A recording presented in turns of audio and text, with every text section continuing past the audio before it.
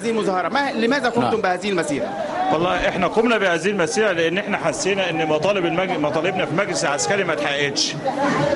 لما كلمنا امبارح عن الدكتور عصام شرف وقلنا ان الدكتور عصام شرف يا جماعة من الناس الطيبين وطيبين ليهم المساجد ما لهمش الوزارات. لغاية دلوقتي مطالب الثورة ما اتحققتش. احنا بنقول ان احنا والجيش ايد واحدة وتعاون واحد في كل شيء، وان احنا اتواجدنا في الاول من بداية الثورة علشان نكسر اي تهديد بيهدد الثورة. لكن التهديد النهارده اللي كان في بيان الجيش هو تهديد مباشر، والتهديد المباشر ده مش هيؤدي لسلامة الوطن، ده هيؤدي لتهديده. فاحنا بنرجو الجيش ان هو يلغي نبرة.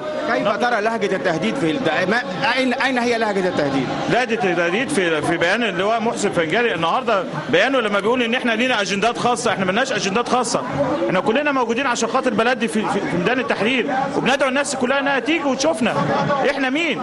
احنا كلنا مثقفين وكلنا احزاب وكلنا ائتلافات وكلنا مصريين، مالناش اجندات خاصة، احنا موجودين عشان البلد دي. اعتقد ان بيان القوات المسلحة او المجلس الاعلى للقوات المسلحة لم ينكر عليكم انكم مستقلون انكم مثقفون، وان كان اراد بعض التنظيم للموقف.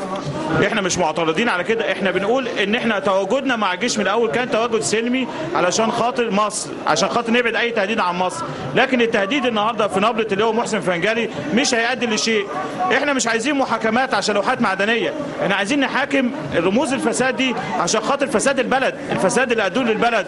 البلد دي اتدمرت على مدار 30 سنه وافشلوها سياسيا.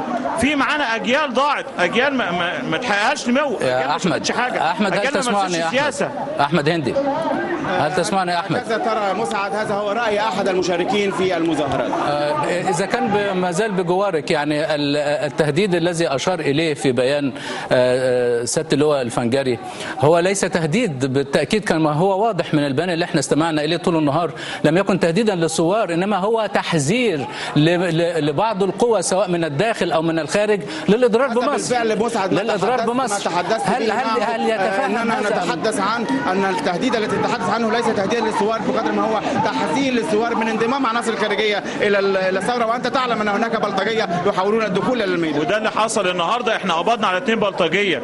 بس احنا لما قمنا بمسيره لغايه مجلس الوزراء وجدنا ان في قوات صاعقه موجوده في مجلس الوزراء وفي مجلس الشعب عماله تتدرب على استعمال الخرزانات، وده تهديد مباشر لينا احنا كثوار.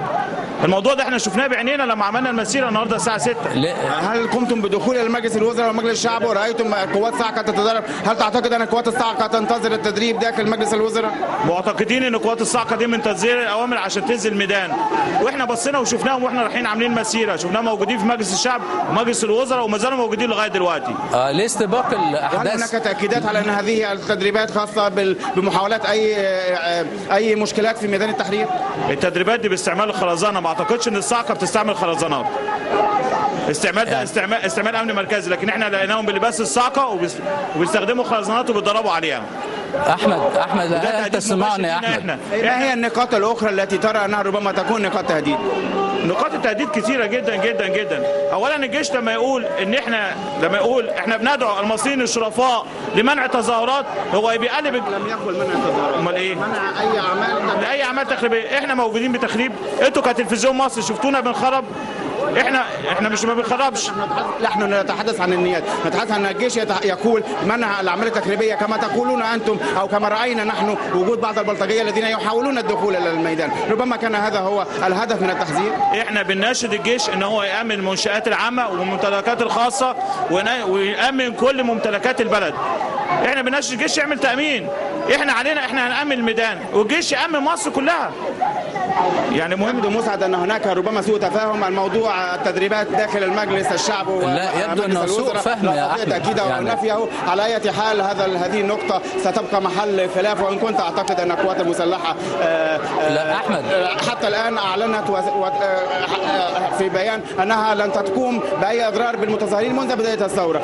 نقطه التاكد من التدريبات لا استطيع التاكيد عليها. ده صحيح احمد، يعني ما زلت معك، وان هو ليس سوء تفاهم انما هو سوء فهم. فهم كما هو واضح، يعني هو عاد ورجع إلى نفسه من أن لم يكن هناك تهديدات مباشرة للثوار الشرفاء، إنما هو نبرة تحذير، نبرة يغلفها الحرص على المصالح العليا للوطن ومصالح الثوار ومطالبهم وتأمين هذه المطالب.